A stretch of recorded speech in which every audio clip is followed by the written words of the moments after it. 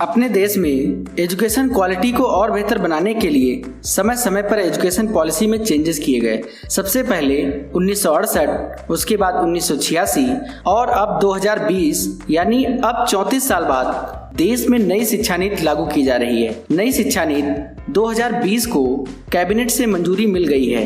नई शिक्षा नीति अर्थात न्यू एजुकेशन पॉलिसी में प्राइमरी एजुकेशन से लेकर हायर एजुकेशन तक कई बड़े बदलाव किए गए हैं। ये बदलाव क्या हैं? आइए जानते हैं। एजुकेशन पॉलिसी 2020 के आने से पहले 10+2 फॉर्मेट लागू था, लेकिन अब एक न्यू एजुकेशन स्ट्रक्चर 5+3+3+4 लागू किया जाएगा। आइए समझते हैं 5+3+3+4 स्ट्रक्चर या फॉर्मेट क्या है। इन सभी नंबर्स को आप ईयर्स के रूप में मानिए।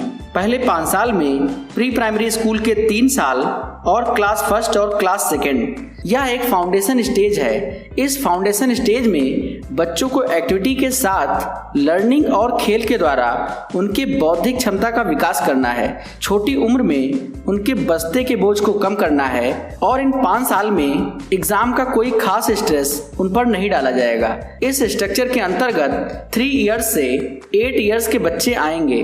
पहली और दूसरी कक्षा में भाषा तथा गणित पर काम करने पर जोर देने की बात नई शिक्षा नीति में बताई गई है। इसके बाद अगला नंबर 3 है।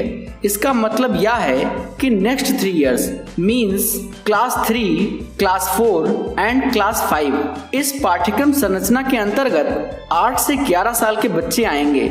यह एक प्रीपैरेटरी स्टेज है। इसमें बच्चों को playing, discovery, activity based and integrated classroom learning होगी। इसी के साथ ही साथ मातृभाषा अर्थात मदर टंग या होम लैंग्वेज और क्षेत्रीय भाषा या स्थानीय भाषा अर्थात रीजनल और लोकल लैंग्वेज को बोलना, पढ़ना, लिखना सिखाया जाएगा।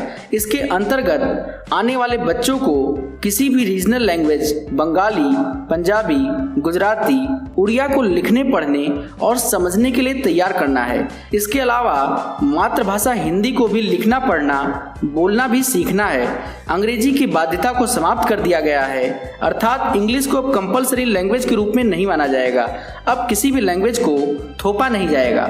नेक्स्ट सेकंड 3 नंबर अगले 3 साल के रूप में है। इसका मतलब है क्लास 6, क्लास 7 एंड क्लास 8। इन 3 सालों को मिडिल स्टेज कहा गया है। इसमें बच्चों को experimental learning in the science, mathematics, arts, social science and humanities पढ़ाई जाएगी। इसके अंतर्गत 11 से 14 साल के बच्चे आएंगे। इस स्टेज के अंतर्गत computer coding, mobile phone applications बनाना, कंप्यूटर सॉफ्टवेयर बनाना, कंप्यूटर प्रोग्रामिंग सिखाई जाएगी।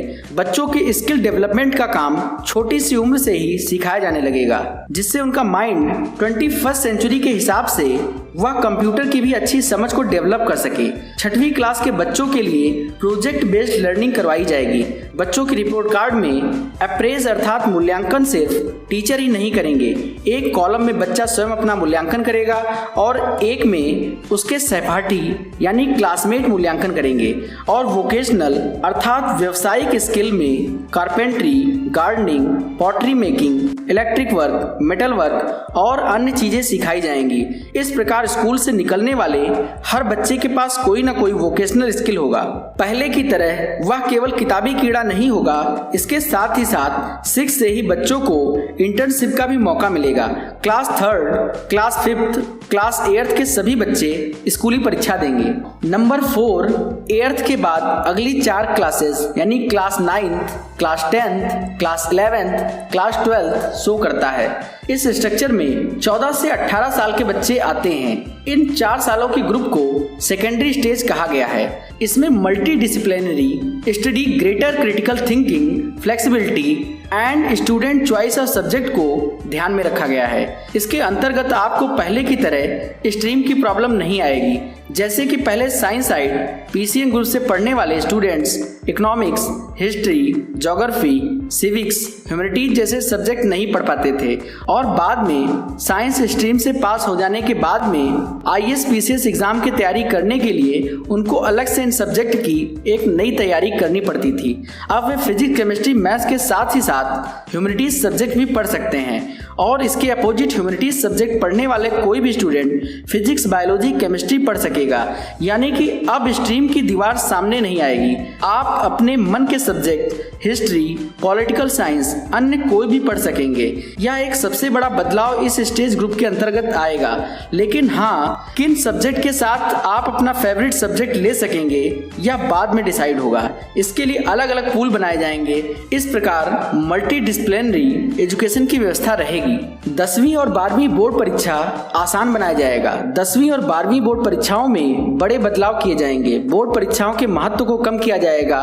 कुछ एग्जाम ऑब्जेक्टिव और कुछ एग्जाम सब्जेक्टिव लिए जाएंगे। साल में 2 बार बोर्ड परीक्षाएं कराने की बात कही गई है, जिसमें हर एक साल में 2 सेमेस्टर होंगे। 6 महीने पर एक परीक्षा, अर्थात साल भर में 2 परीक्षाएं होंगी। दोनों सेमेस्टर के मार्क्स ऐड करके मार्कशीट आपकी बनाई जाएगी।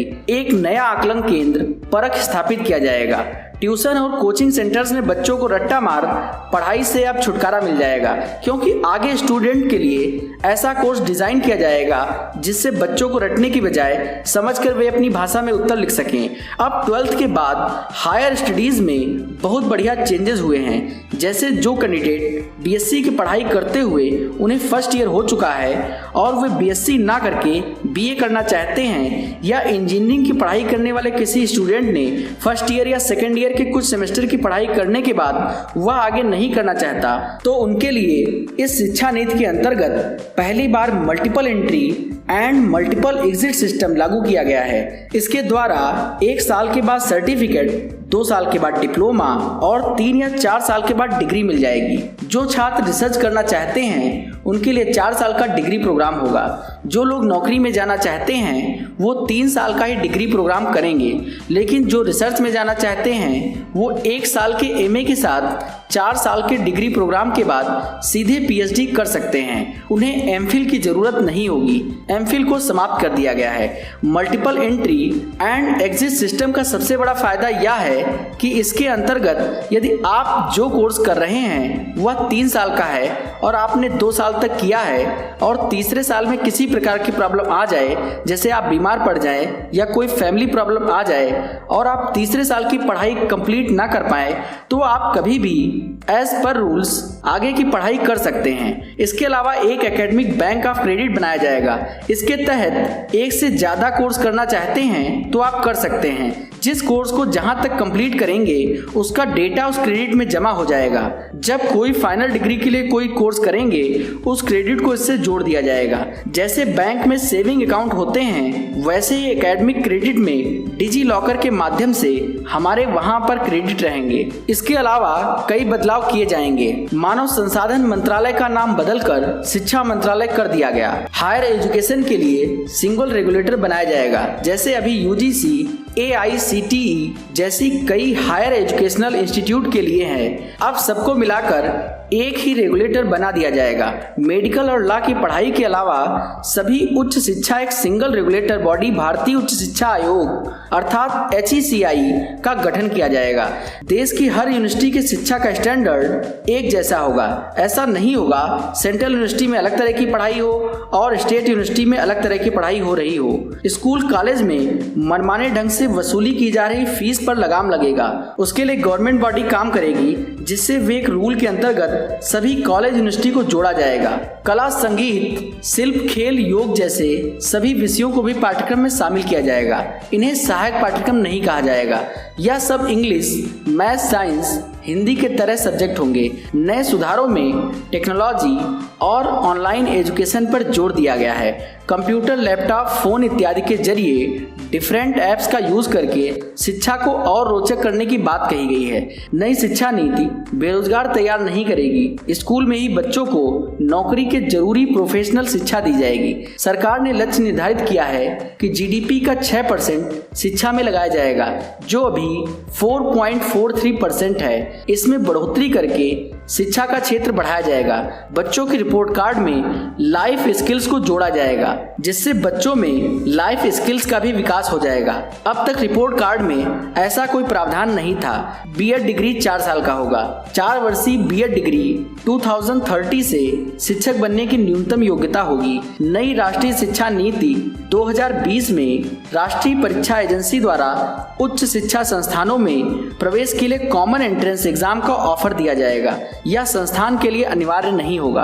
अर्ली चाइल्डहुड केयर एवं एजुकेशन के लिए कैरिकुलम एनसीईआरटी द्वारा तैयार होगा। इसे 3 से 6 साल के बच्चों के लिए विकसित किया जाएगा। बुनियादी शिक्षा 6 से 9 साल के बच्चों के लिए फाउंडेशनल लिटरेसी एवं नंबरिंग पर नेशनल मिशन शुरू किया जाएगा। स्कूल कॉलेजों की फीस नियंत्रण के लिए एक तंत्र बनेगा। अभी केंद्रीय विश्वविद्यालय व राज्य विश्वविद्यालय, डीम्ड विश्वविद्यालय और प्राइवेट विश्वविद्यालयों के लिए अलग अलग नियम है। भविष्य में सभी नियम एक समान बनाए जाएंगे।